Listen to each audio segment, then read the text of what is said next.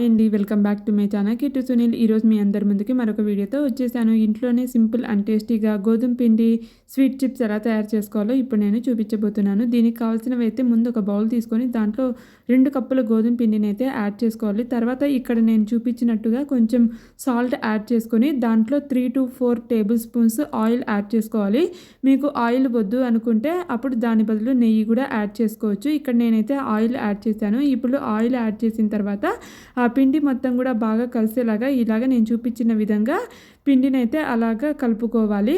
మనకి ముద్దలాగా వస్తుంది అనుకున్నప్పుడు పిండిని అప్పుడు మనం కొద్ది కొద్దిగా వాటర్ని అయితే యాడ్ చేసుకుంటూ ముద్దలాగా అయితే పిండి కలుపుకోవాలి. మరీ పలచగా ఉండకూడదు, అలా అని మరీ గట్టిగా కూడా ఉండకూడదు అనమాట. పిండి అన్నది అలాగా కొద్ది కొద్దిగా వాటర్ పోసుకుంటూ చూసుకొని మనం ముద్దలాగా అయితే కలుపుకోవాలన్నమాట. మరీ పలచగా కలుపుకున్నట్టయితే చిప్స్ అన్నవి విరిగిపోతాయి. అందుకని ఓపిక్గా ఒక 10 నిమిషాల పాటు ఇలాగా నేను చూపించినట్టుగా నీట్ చేసుకుంటూ పిండిని బాగా మృదువుగా కలుపుకున్నట్టయితే చక్కగా క్రిస్పీగా అయితే వస్తాయన్నమాట చిప్స్ అన్నవి, ఎక్కడా కూడా విరిగిపోకుండా.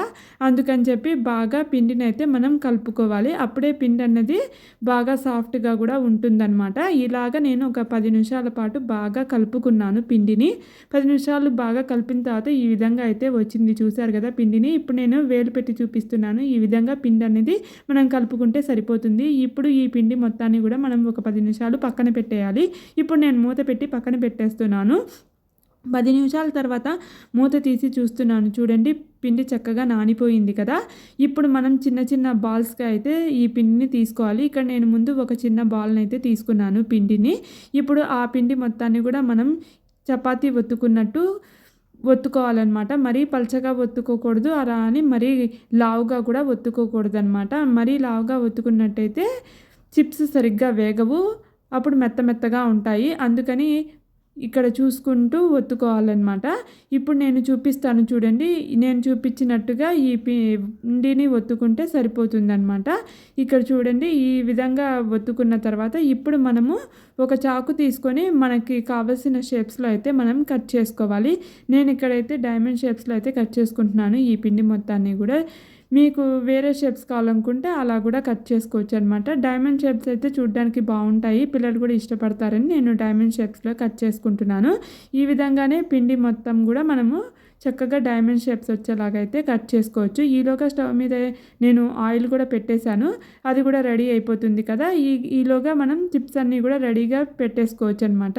ఇక్కడ నేను ఈ ఒత్తిన దాన్ని మొత్తం కూడా ఇలా చిప్స్ లాగైతే కట్ చేసుకుంటున్నాను, చూసారు కదా. ఇప్పుడు ఈ కట్ చేసుకున్న చిప్స్ అన్నిటిని కూడా మనం ఒక ప్లేట్లోకి అయితే తీసేసుకుందాము. ఇలా మొత్తం పిండిని కూడా ఇలా చిన్న చిన్న చిప్స్ లాగా అయితే చేసేసుకుంటే మనకి వేయించుకునేటప్పుడు చాలా ఈజీగా కూడా ఉంటుంది. ఈలోగా ఆయిల్ కూడా రెడీ అయిపోయింది. ఇప్పుడు నేను కట్ చేసి పెట్టుకున్న చిప్స్ని ఆయిల్లో అయితే వేసుకుంటున్నాను. మనం ఆయిల్లో వేసుకునేటప్పుడు ఆయిల్ ఎప్పుడూ కూడా మీడియం ఫ్లేమ్లోనే ఉండాలి. హై ఫ్లేమ్లో ఉన్నట్టయితే కనుక తొందరగా కాలిపోయి మాడిపోతాయి. అందుకని నేను మీడియం ఫ్లేమ్లో పెట్టుకొని మాత్రమే వేయించుకుంటున్నాను. చూసారు కదా, మీడియం ఫ్లేమ్లోనే వేయించుకుంటేనే క్రిస్పీగా కలర్గా బాగా వస్తుందన్నమాట. అటు ఇటు తిప్పుకుంటూ రెండు వైపులా కూడా మనము ఓపిక్గా గోల్డెన్ బ్రౌన్ కలర్ వచ్చే వరకు అయితే వేయించుకోవాలి. ఇక్కడ నేను రెండు వైపులా అటు ఇటు తిప్పుకుంటూ అయితే వేయించుకుంటున్నాను. ఇక్కడ చూసారు కదా, ఆల్రెడీ గోల్డెన్ బ్రౌన్ కలర్లోకి అయితే వచ్చేసాయి చిప్స్ అన్నవి. నేను ఈ టైంలో తీసేసుకుంటున్నాను చిప్స్ అన్నవి, కలర్ వచ్చేసాయి కాబట్టి. మీరు ఇంకొంచెం డార్క్ కలర్ వచ్చే వరకు ఉంచుకుంటానంటే ఉంచుకోండి, మీ టేస్ట్కి తగినట్టుగా మీరు వేయించుకోవచ్చు. ఇలా నేను మొత్తం చిప్స్ అన్నీ కూడా ఇక్కడ ఫ్రై చేసేసి రెడీగా పక్కన అయితే పెట్టేసుకున్నాను.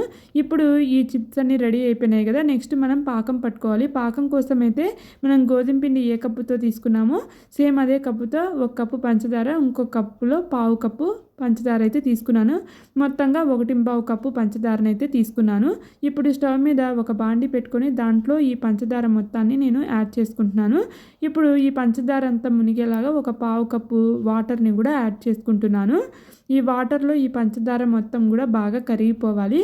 పంచదార తొందరగానే కరిగిపోతుంది కాబట్టి మనం అక్కడే నిలబడి జాగ్రత్తగా ఆ పంచదారనంతా కూడా కలుపుకుంటూ చూసుకుంటూ ఉండాలన్నమాట. బెల్లం అయితే ఎక్కువ టైం పడుతుంది, కానీ పంచదార అయితే ఎక్కువ టైం అయితే పట్టదు కదా. చూస్తున్నారు కదా, కలుపుతూ ఉంటేనే చక్కగా పంచదార అంతా కూడా బాగా కరిగిపోయింది. ఇప్పుడు మనం ఏం చేయాలి అంటే అలా కలుపుతూ ఉన్నప్పుడు మనకి పాకంలాగా రావాలన్నమాట కొంచెము. ఇక్కడ నేను ఆల్రెడీ పక్కన ప్లేట్‌లో కొంచెం వాటర్ కూడా పెట్టుకున్నాను. ఇలా మనం పంచదార పాకాన్ని వేసినప్పుడు అదంతా కూడా దగ్గరికి వచ్చినట్టయితే పాకం అన్నది రెడీ అయినట్టనమాట. ఇక్కడ చూసారు కదా! ఈ విధంగా వస్తే పాకం అన్నది సరిపోతుంది. ఇప్పుడు మనం పాకం రెడీ అయిపోయింది కదా! దీంట్లో టేస్ట్ కోసం ఇలాచీ పౌడర్‌నైతే యాడ్ చేసుకోవాలి. ఇలాచీ పౌడర్ వేయడం వల్ల టేస్ట్, రుచి 2 కూడా బావుంటాయి. స్మెల్ కూడా చాలా బావుంటుంది. అందుకని నేను ఇలాచీ పౌడర్ కూడా వేసుకొని అది కూడా ఒకసారి బాగా కలిసేలాగైతే ఈ విధంగా కలుపుకున్నాను. ఇప్పుడు మనము ముందుగా వేయించి పెట్టుకున్న చిప్స్ ఉన్నాయి కదా! ఆ చిప్స్ మొత్తాన్ని కూడా ఆ పంచదార పాకంలో వేసి బాగా అయితే కలపాలన్నమాట. మనం కలపకపోతే అడుగున పంచదార అలాగే ఉండిపోయి అన్ని చిప్స్‌కి కూడా పట్టదు. ఇలా మొత్తం అంతా మనం బాగా కలిసేలాగా కలుపుకున్నట్టయితే అన్ని చిప్స్‌కి పంచదార పాకం అన్నది బాగా పడుతుందన్నమాట. అలాగ మనం ఒకసారి పంచదార పాకంలో అన్ని చిప్స్ కలిసేలాగా కలుపుకున్న తర్వాత మనం ఒక బౌల్‌లోకి అయితే తీసేసుకోవాలి. అప్పుడు ఒక 5 నిమిషాలకి చక్కగా ఆ పంచదార అంతా కూడా బాగా పట్టి చిప్స్‌కి బాగా పాకం బాగా తెలుస్తుందనమాట. ఈ విధంగా చిప్స్ అన్నవి రెడీ అయిపోయాయి.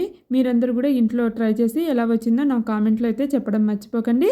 Stay tune for more videos. Bye.